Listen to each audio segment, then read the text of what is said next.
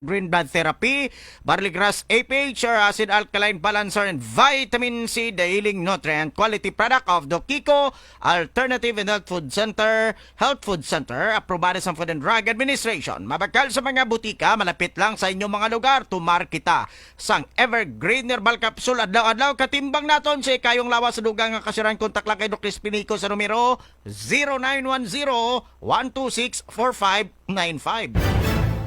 Kaga sa aton sining hello attorney, pamangkot sang tagpalamati kon bala maka-file sang kaso ang isa ka tawo batok sa naghimo sang sala.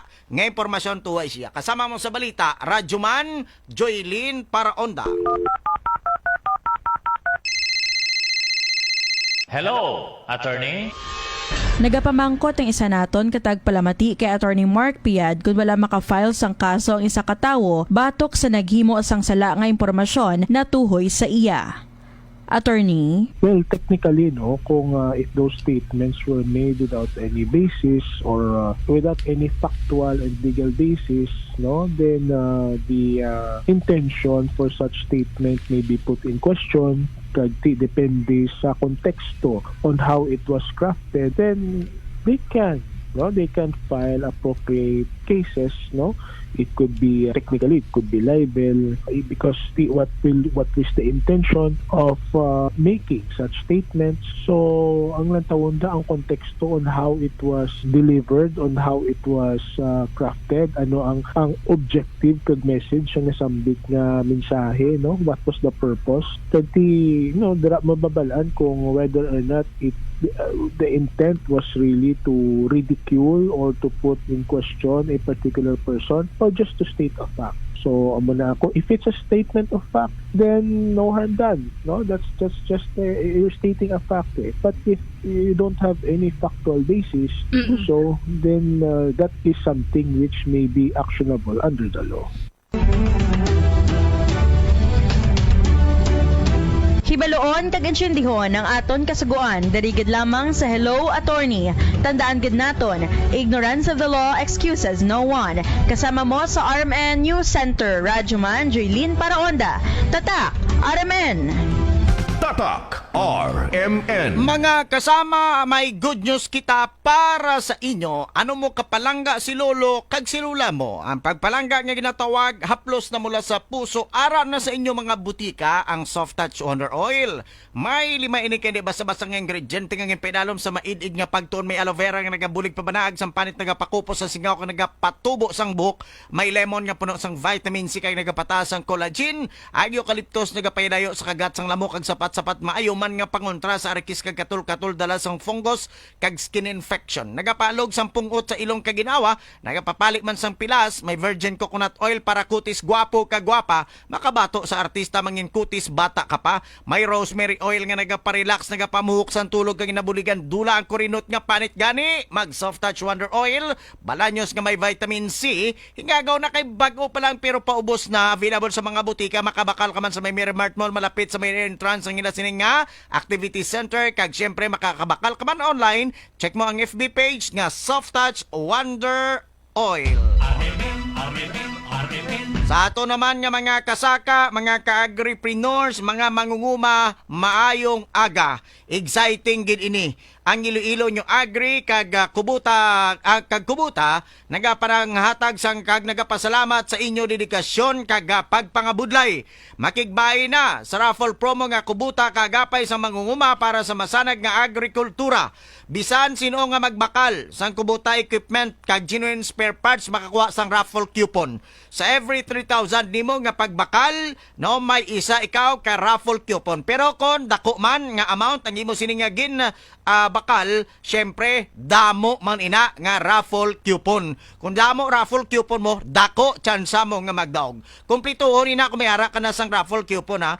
Butangan mo sang imo pangalan, sulat mo da contact number kag official receipt number. Ibutang mo sa designated drop box sa Iloilo New Agri kon sa ila mga outlets. Ang raffle draw patigayon ni sa December 5 dira sa may Ina Farmers Learning Site and Agri Farm sa Barotac Nuevo. Ang mga premyo at stake, grand prize, isa ka traktura. Ang second prize, Kubota Rice Transplanter. Ang third prize, Kubota special power tiller with diesel engine pa. Kag may iban pa nga mga exciting nga mga premyo. Gani, magpasakop na sa raffle promo sang Kubuta kag Iloilo New Agri-Industrial Marketing and General Services Incorporated. Kagaminsay na nagikan sa Dr. Pinoy Squalene Capsule. Ang liver o kunatay, isa sa pinakaimportante nga body organ nga responsable sa pagpagwa sa mga higko o toxins sa aton sining nga lawas. Para nga mamintinar nga mapag-on ang atay, kinanglanman ang healthy nga lifestyle. Kamudira, hindi nyo na paghulata nga makaangkon sang problema sa atay kag magresulta sa kamatayon. Yari na ang masaligan nga produkto nga may kapasidad nga pabaskugon ang inyo nga mga atay. Dr. Pinoy Squalene Capsule. Ginatinluan sang Dr. Pinoy ang atay kag ginapabakod pa. Ginasilig ang mga tuksin sa ugat nga mo ang ginahalinan sang balatian. Ang hepatitis, cirrhosis kag cancer sa atay pwede malikawan pagi sa adlaw-adlaw nga pagtumar sang Dr. Pinoy Squalene Capsule. Mabakal ini sa EVC Pharmacy, Super Value Lady Pharmacy, Butika Kaya, CLG Pharmacy kag IS Medicine Corner. Kag sa mga butika man nga malapit sa inyo nga mga lugar. Dr. Pinoy Squalene Capsule. By the way, ginapay balot na sa tanan nga mga kakilala himata kag kaparintihan ni Guillermo Mulong Aranyo Dian nga siyang napatay kag natarana nga igalubong subong adlaw Abril 25 tuig 2026. Alas 8 ang takna subong aga pagamisahan dira sa Anilao Parish Church sa St. Rita of Casia. Ang iyang lubong dira sa Anilao Public Cemetery. Liwat kondolin sa pamilya ni Toto Mulong Aranyo Dian. Pagbalik na dugay-dugay, madalag ko na nga mga balita lokal. Alas 5:43 na sa kaagahon. That time check was brought to you by ACS Manufacturing Corporation, ISO certified world-class quality. That news was brought to you by Ang responsible pet ownership. Ano bala ang katungdanan sa pet owners? Ang tag-iya dapat ipasiguro nga rehistrado na bakunahan ang iya kuri o kunido kag ipasiguro nga hindi makatublag ang ila sapat kag tinduan ang ila hingko. Hugot nga ginadumilian ang pag-torture, maltrato kag pagpabaya sa sapat. Ini nga ordinance nagatuyo nga mahimo ang syudad sa Iloilo nga compassionate, safe kag rabies-free city. Agod mapasiguro ang hugot nga pagpatuman sang kaundaan sang ordinansa, naglunsad ang Office of the City Veterinarian of OCV sa Rise and Protect Program kaupod sa Iloilo City Police Office o ICPO. Agod magapacitate ang kapulisan sa pagpatuman sa national kag lokal nga pagsulundan sa pagtatap sang kasapatan. Ang Rise and Protect Program, kabahin sa flagship initiative ng OCV, kaupod sa Iloilo City Pets o kon Protect, Educate, Track and Sterilize Program kag Vet Alert. Sa karon nagapatuman ang OCV sa vaccination, spaying kag neutering sa kabarangayan bilang kabahin sa programa. Ini nagapamatuod man nga sa Iloilo City, palangga ang tanan. Hindi lang ang katawhan, kundi pati man ang mga kasapatan. Madamong nagahambal nga time-consuming kag trabahoso ang pagtanom sang imo kaugalingon nga pagkaon.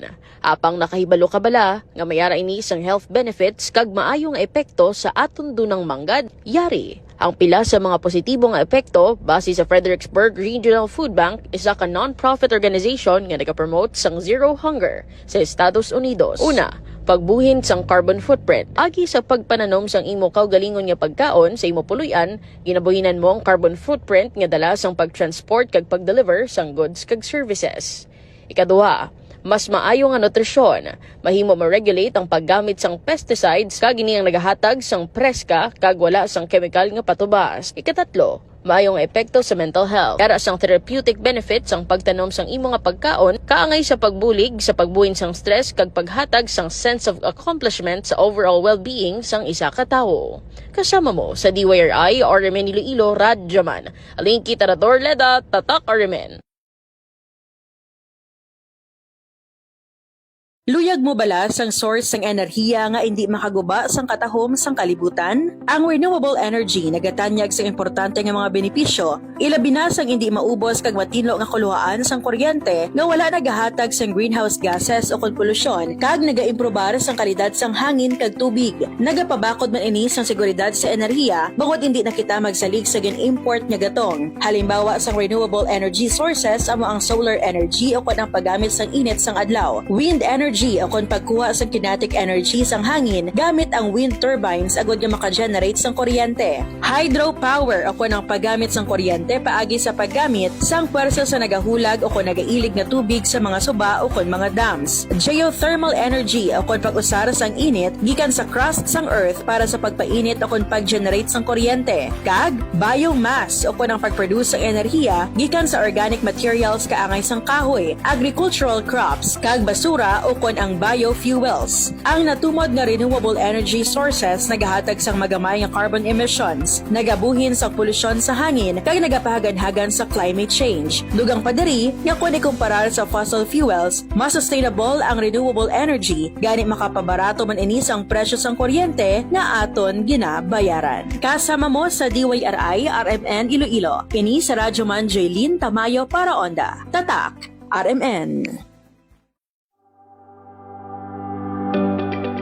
Paano bala amligan ang mental health sang tawo? Una, mag-set sang boundaries.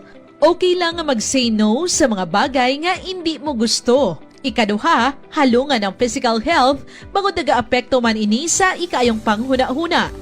Magkaon sang healthy nga pagkaon, magtulog sang 7 to 8 ka oras kag mag-exercise. Ikatatlo, make time for your hobbies o kun passion sa kabuhi.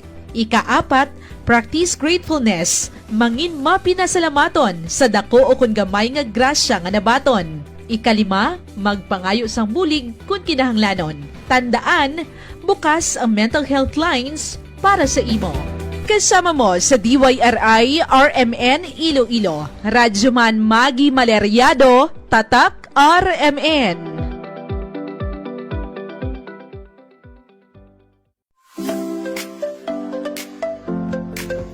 Paano amligan ang aton mga ngipon? Importante ang pagproteher sa aton mga ngipon.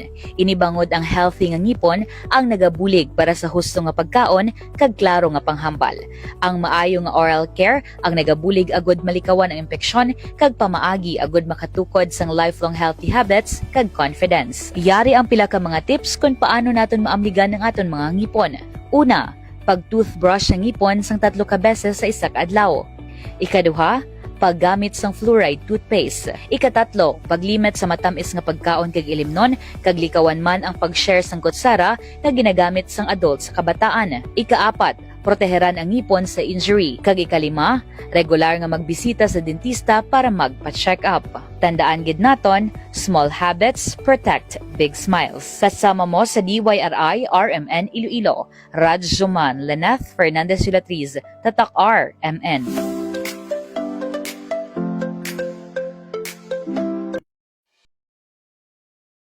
Ginamando sa Animal Welfare Ordinance sang syudad sang Iloilo ang responsible pet ownership. Ano bala ang katungdanan sang pet owners? Ang tag-iya dapat ipasiguro nga rehistrado na bakunahan ang iya kuring o ido kag ipasiguro nga hindi makatublag ang ila sapat kag tinduan ang ila higko. Hugot nga ginadumilian ang pag-torture, maltrato kag pagpabaya sa sapat. Ini nga ordinance nagatuyo nga mahimo ang syudad sang Iloilo nga compassionate, safe, kag rabies-free city. Agod mapasiguro ang hugot nga pagpatuman sang kaundaan sang ordinansa, naglunsad ang Office of the City Veterinarian of an OCV sang Rise and Protect Program kaupod sa Iloilo City Police Office of an ICPO agod magapacitate ang kapulisan sa pagpatuman sa national kag lokal nga pagsulundan sa pagtatap sang kasapatan. Ang Rise and Protect Program, kabahin sa flagship initiatives ng OCV, kaupod sa Iloilo City Pets o kon Protect, Educate, Track and Sterilize Program kag Vet Alert. Sa karon nagapatuman ang OCV sa vaccination, spaying kag neutering sa kabarangayan bilang kabahin sa programa. Ini nagapamatuod man nga sa Iloilo City, Palangga ang tanan.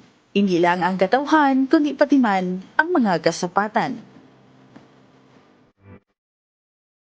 Madamong nagahambal nga time-consuming kag trabahoso ang pagtanom sang imo kaugalingon nga pagkaon. Apang nakahibalo ka bala nga mayara ini sang health benefits kag maayong epekto sa aton dunang manggad, yari. Ang pila sa mga positibo nga epekto base sa Fredericksburg Regional Food Bank, isa ka non-profit organization nga nagapromote sang zero hunger sa Estados Unidos. Una, pagbuhin sang carbon footprint. Agi sa pagpananom sang imo kaugalingon nga pagkaon sa imo puluyan, ginabuhinan mo ang carbon footprint nga dala sang pagtransport kag pagdeliver sang goods kag services. Ikaduha, mas maayo nga nutrisyon. Mahimo ma-regulate ang paggamit sang pesticides kag ini ang nagahatag sang preska kag wala sang ang oras diri sa aton nga pagpangalagad. Pabalik na sa RMN, unang radyo, unang balita. Radyoman Eric John Pamplona. Eric John Pamplona. Kag Radyoman Penroy Bernal. Back to back sa unang radyo. Unang balita. Life Extension Vitamin D3. Pataason ang vitamin D3 level sa dugo para makabato sa anuman nga klase sa balatian labi na makamamatay nga cancer. Maginumatis duha ka kapsula sang Life Extension Vitamin D3 adlaw-adlaw. Pinaka-rekomendado nga vitamin and hormone sa mga medical doctors sa syudad kag probinsya. Ang numero 1, the Super Vitamin and Miracle Vitamin. Life Extension Vitamin D3 mabakal sa tanan nga branches ang Life Extension Clinic kag butika malapit sa inyo nga mga lugar. Magbisita man kag mag-avail sang libre nga medical consultation ko po ng mga medical doctor sa Life Extension Clinic. Hindi na pagulata nga maglala ang inyo balatian ka magdako ang galastuson sa hospital. Kadto ka sa Life Extension Clinics namtang sa may lower ground floor Robinsons Mall, J. Dillon Street, syudad sang Iloilo, Tagbak Distrito sang Araw Poblasyon sa may istansya, Simeon Aguilar Street sa syudad sang Pasig, SM City, Iloilo, Bangga Dama, Santa Barbara, kag JC Solita Street dra sa Oton. Kaupo ninyo ang Life Extension Clinic para sa inyo libre nga medical consultation kaupo ng mga medical doctors. Life Extension Vitamin D3 kag Life Extension Clinic, the signs of longer life. Mga unang balitang kailangan mong malaman. Mga isyung huhulma sa inyong kaisipan. Unang radyo. Unang balita. Unang radyo. Unang Mga balita. dalagko na nga mga balita subong nga aga. Apat na raman kabalay gintupok sa nga kalayo kagabi dara sa may barangay San Jose, Arevalo. Apat ni ka mga puloyan Radyoman Bidroy nga ginapanagyan anday Ernesto Windam, Hilda Windam, Renelin Diestro, kag Rita Calyado. No, pakaisa ni punong barangay Rex sa Windam, no? Ang mga Windam nga nga nasunugan Radyoman na Binroy. Kulpin na lamang ni kuno nga nag ibual ang kalayo. Nagasiringgitan na lang mga pumuluyo, no, sa nga makita nga grabe ang pag-ibual sang kalayo. Padala sa ako ni Manong Glenn Chang, Glenn Chang, no, ang video bla, no, sa nga sunog sos Mario Josep Santissima. Kulpi lang nga nagsanag ang bilog nga San Jose Arevalo. Kan ginikarsada Radyoman Bidroy mo. Grabe no. Kadasig lang sang kalayo abi kay siyempre malamala abi ang kuan ang palibot naton mo. Hindi ko ma-imagine ang gulpil ang nagaspark because ang balta ang problema sini sa kita mismo nga ara sa panimalayta nga hindi kita maid-id no sa pagtanaw sang sulod naton balay kun bala anong posibilidad nga ti may magkalayo dira.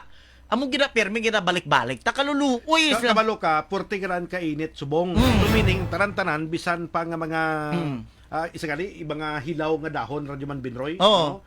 Green nga dahon aduktan ina sang kalayo tungod nga puwerte ka init, no? Kaging mo ang aton siriyang palibot ining mga light materials nga mga puloy-an. Actually hindi man ganigid light materials tanan ilan ni kay ti simentado man ang ilang mga balay dagko mga balay ni Radyoman Binroy mo. Pero because nga sa grabe nga tag-iti sa init sang adlaw halos mala ang tanan. Gamay na nga spark karon kon electrical faulty electrical wirings manda nga sistema da kon mga way manda mapangkakas nga mga ginpangsaksak nyo nga mga appliances.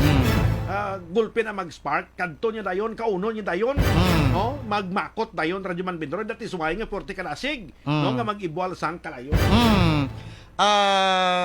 Take time balak mo kay ang mga wirings yo hayaw man lang na wala man na ginatago sa kisamida ang iban.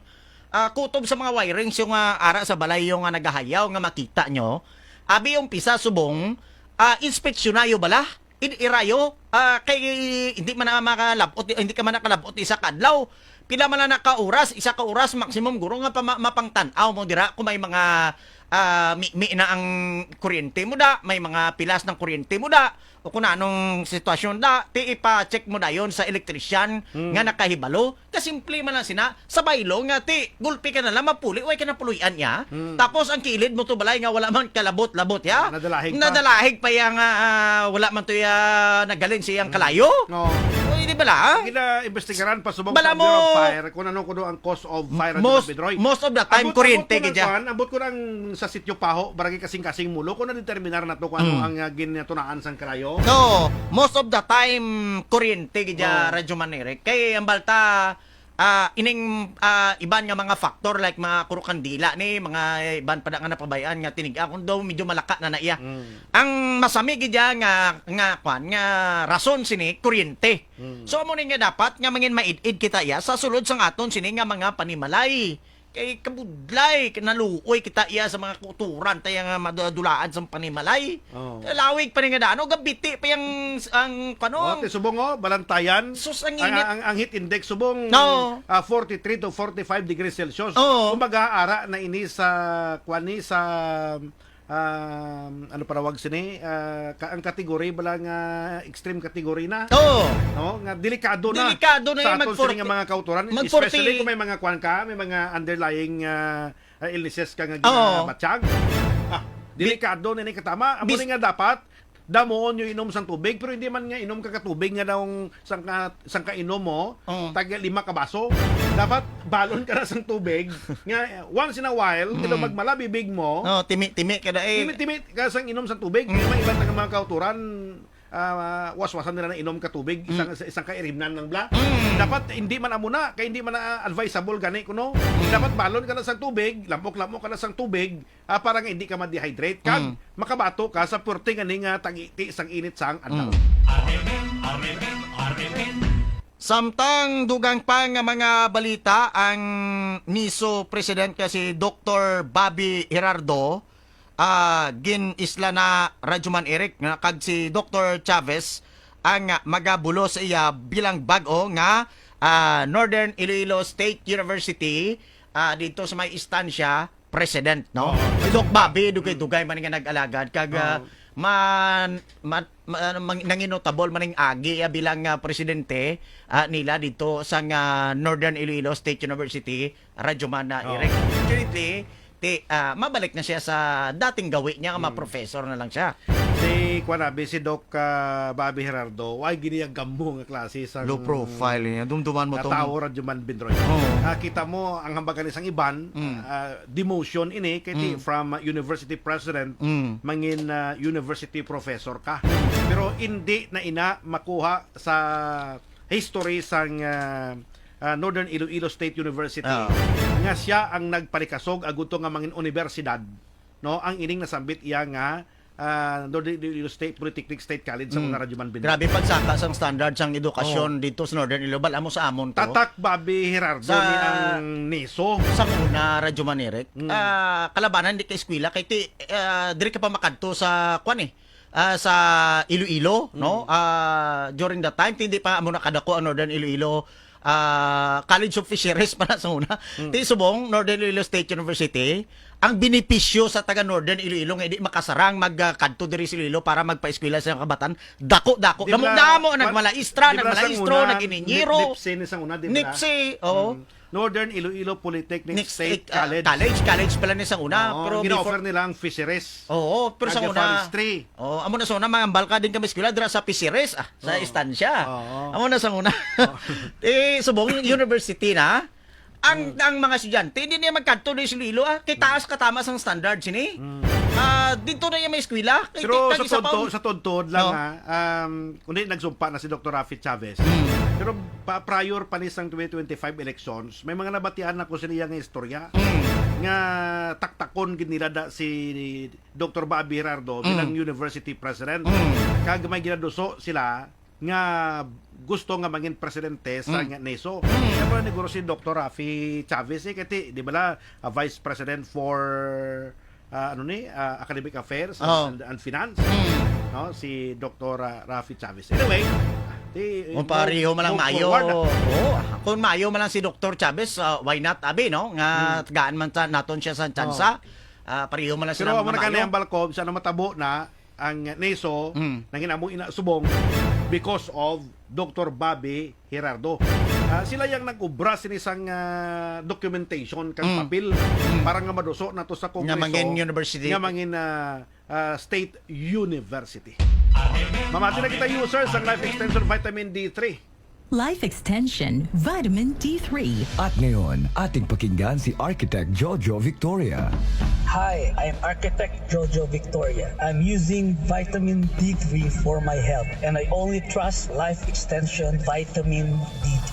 Life Extension Vitamin D3, the #1 trusted brand of vitamin D3 in the Philippines. Life Extension Vitamin D3, the science of a healthier life. Bisitahin nyo gid Life Extension Medical Clinic and Pharmacy. Natang sila sa lower ground floor, Robinsons Mall, J. De Leon Street, Iloilo City. Sa Tagbak Haro, sa Poblacion Zone 2, Estancia Iloilo. Sa Simeon Aguilar Street, Pasig City. Sa SM City, Iloilo, kag SM City, Bacolod. Dira sa Poblacion South, sa Banwa Sanguton. Kag sa Bungman, sa may Davis Building, San Miguel, Hordan, Guimaras. Free medical consultation ni Lunes, Tubtob, Sabado. Pwede na kombinar ang natural, conventional, kag nutritional medicine practice. Gamit ang kalidad matinlo, kag science-based nga mga health products nga nagalin pa sa Life Extension Foundation sa Florida, USA. Life Extension Vitamin D3, the #1 trusted brand of vitamin D3 by the medical doctors in the Philippines. Kag Life Extension Integrative Medical Clinic and Pharmacy, the science of a healthier life. May nakita tiyempo diri sa aton nga pagpangalagad kasama mo sa DYRI RMN Iloilo. Ako si Radyoman Benroy Bernal. Ako naman si Radyoman Eric John Pamplona. Tatak RMN. Comments, suggestions to the preceding radio program.